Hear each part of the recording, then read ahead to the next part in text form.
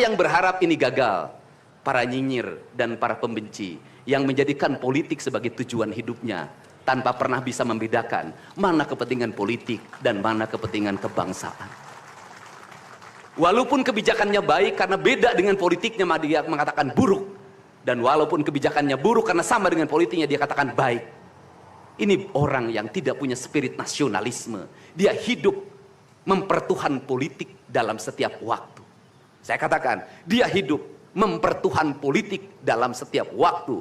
Meskipun lidahnya berkata bertuhan pada Allah, tetapi hatinya dalam setiap hari hasud dan menjadikan politik sebagai tujuan hidup. Dan barangkali bisa dilihat dari seluruh rakyat Jawa Barat, karena ini tertransformasi lewat media televisi dan media digital.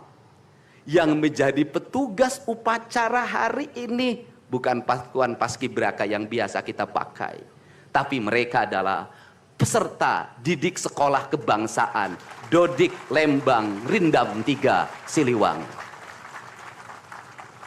Waktunya tidak lama, hanya 18 hari, tapi bisa dibentuk. Pertanyaannya adalah, di sekolah mereka bisa dibentuk seperti ini? Kalau di sekolah tidak dibentuk hari ini, maka pertanyaannya adalah, berarti sistem pendidikan nasional harus dievaluasi. Dan kalau misalnya yang di Jakarta mau menyalahkan, kan disahkannya di Jakarta. Kan anggaran yang triliunan disahkan di Jakarta.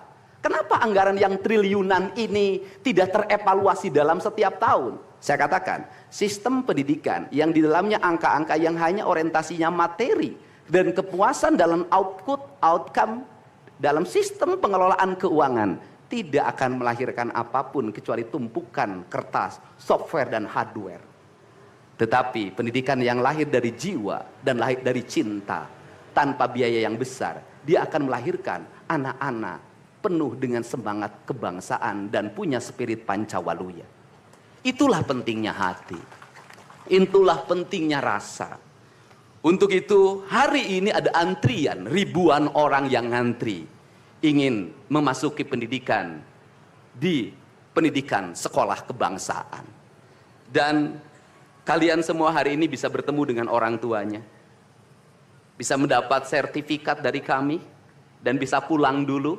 Nanti dalam 2 minggu sekali kami siapkan mobil di setiap kabupatennya untuk pergi ke Dodik lagi mengikuti pematangan, bukan di Dodik, nanti di Badan Diklat ESDM Pemda Provinsi Jawa Barat. Kalau nanti di Dodik diisi oleh siswa yang